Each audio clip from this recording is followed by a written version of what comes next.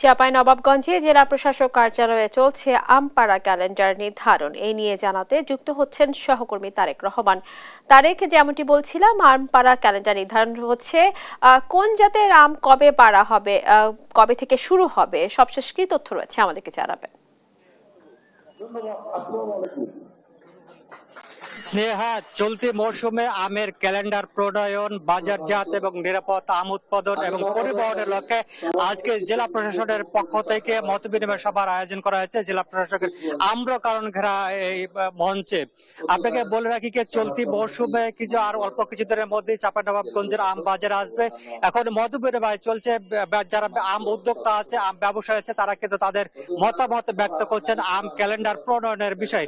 ব্যবসায়ীরা বলছেন যেহেতু চাঁপাইনবাবগঞ্জের আম সময় উপযোগী হলে কিন্তু গাছ থেকে নামানো যায়, সেক্ষেত্রে তারা কিন্তু আমের সময়সীমা যেন নির্ধারণ করে না দেওয়া হয়, সে বিষয়টিতে তারা কিন্তু মত দিচ্ছেন। এখানে জেলা প্রশাসক, কৃষি সম্প্রসারণ অধিদপ্তরের লোকজন এবং রেলের কর্মকর্তারা এবং উদ্যোক্তারা কিন্তু উপস্থিত রয়েছেন। আমরা আপনাদেরকে একটু সংযুক্ত করতে চাই চাঁপাইনবাবগঞ্জের একজন আম ব্যবসায়ীর সঙ্গে। যে আপনারা কি মনে করছেন যে এবছরে আমের ক্যালেন্ডার নির্ধারণ করে দরকার কিনা, কি মনে করছেন আপনারা? যেহেতু আমাদের চাঁপাইনবাবগঞ্জের আম সর্বলেটে পাকে ভৌগোলিকগত ভাবে, এবং আমাদের জেলার চাষিরা পরিপক্ক আম না হলে গাছ থেকে সংগ্রহ করে না, সেহেতু আমার যেটা মনে হয় যে বিগত বছরগুলোতে যেহেতু আমের ক্যালেন্ডার প্রণয়ন করা হয়নি, এবারও যেন আমের ম্যাঙ্গো ক্যালেন্ডার প্রণয়ন না করা হয়। এটা যদি ম্যাঙ্গো, যেহেতু আম চাষি, আমরা আম উৎপাদন করি, কখন গাছের আম পরিপক্ক হবে আমরা সেটাই জানি। কারণ শুধু চাঁপাইনবাবগঞ্জের আম কিন্তু 2 মাসের জন্য না, চাঁপাইনবাবগঞ্জ মে মাসের মাঝামাঝি থেকে শুরু করে May, June, July, August, September, October, মানে টানা 6 মাস এখন আমাদের এখানে আমের বিভিন্ন জাতের আমের ফলন হচ্ছে। ধন্যবাদ। স্নেহা, আপনি শুনছিলেন একজন আম উদ্যোক্তা কিন্তু বলছিলেন চলতি মৌসুমের জন্য আমের ক্যালেন্ডার যেন না নির্ধারণ করে দেয়। এখানে বারবার কথা উঠেছে আমের ওজন নিয়ে, 52 কেজি, 50 কেজি, 45 কেজিতে কিন্তু এই গলাকাটা ভাবে কিন্তু ওজন দেওয়া হয়েছে, বিষয়টি কিন্তু ব্যবসায়ীরা বলছেন। আমি একটু যুক্ত করতে যাই আরেকজন আম ব্যবসায়ীর সঙ্গে, যে আপনি একটু বলবেন, আপনারা আন্দোলন করে আসছেন আমের ওজন নিয়ে, একটু বলবেন আসলে কি পরিমাণে আম নেওয়া যেতে পারে? আসলে বিভিন্ন আড়তে আম বাজারে যে অতিরিক্ত আমটা নেওয়া হয়, এটা কিন্তু ভোক্তা সুবিধা পায় না। এই কারণে আমরা প্রতারিত হই। চাঁপাইনবাবগঞ্জে 5,000 কোটি টাকার আম উৎপন্ন হয়, এর মধ্যে যদি 10 কেজি করে বেশি হয় তাহলে আমাদের 1,000 কোটি টাকা চাঁদা দিতে হয়।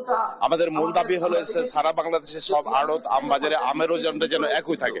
এটা মোটামুটি লিমিটেশন। কাঁচা পণ্য হিসাবে আমরা 42.5 বা 43 কেজিতে 1 মণ হিসাবে ধরতে পারি, কিন্তু এক এক জায়গাতে এই সিন্ডিকেটটা, আমরা এমন অসহায় হয়ে গেছি, এই সিন্ডিকেটটা ভাঙতে হবে প্রশাসনের কাছে, এই আমাদের দাবি। এবং অন্ততপক্ষে চাঁপাইনবাবগঞ্জ সহ রাজশাহী, নওগাঁ জেলায় ওজনটা যেন একই করা হয়। আর ক্যালেন্ডার কেন থাকবে? আম পাকবে, আম বাজারে আমরা নামাবো, এটি রাখা ঠিক হবে না। ধন্যবাদ। যে আপনি শুনছিলেন সেটা একজন ব্যবসায়ী বলছিলেন চলতি মৌসুমে যেহেতু আমের অন্যান্য বছরগুলোতে আমের ওজন একটি ঝামেলা থাকে, তারা যেটা আমের ওজন যেটা একবারে নির্দিষ্ট পরিমাণে কাঁচা আম যেটা 45 কেজিতে বন্যা হয়, সে বিষয়টি তিনি বলছেন। আমরা আরেকজন কৃষি উদ্যোক্তার সঙ্গে কথা বলতে চাই।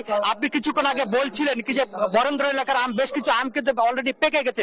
আপনি কতদিন নাগাদে আমগুলো বাজারে নামতে পারে?